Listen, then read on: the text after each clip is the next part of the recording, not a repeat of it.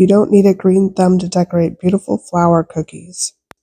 Hi, I'm Leslie with Leslie's Cookies and Treats, and if you love decorating sugar cookies or you want to learn how, you're in the right place. Let's decorate together.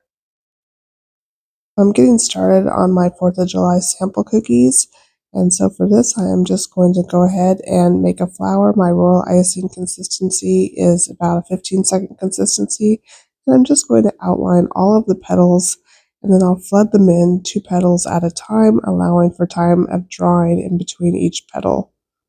And now that it's outlined, I'm just going to use the same icing to flood in 2 of the petals opposite each other, and then I'm going to use my scribe to settle this icing down, and I'll actually set the cookie aside to dry for about 10 minutes until the icing crusts over, and then I'll come back in and flood in 2 more petals.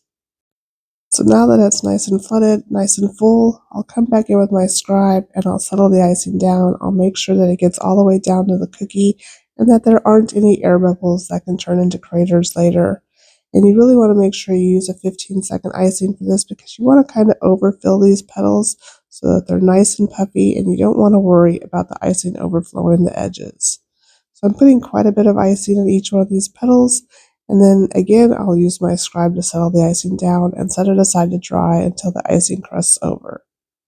By overfilling these little sections, you're sure to get a nice puff when it's dry. Another thing you can do to prevent craters is just a little squiggle down before you fill in the flood, but I didn't do that here.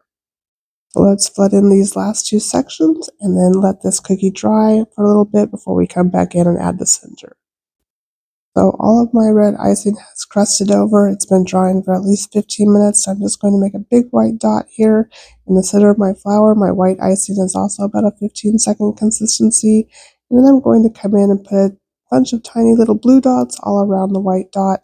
And then these cookies will be finished. They're super simple and super cute, and it makes an adorable floral bouquet that you can use for the 4th of July or any special occasion. I hope you enjoyed this cookie decorating tutorial. If so, hit that subscribe button and check out my other tutorials. See you later.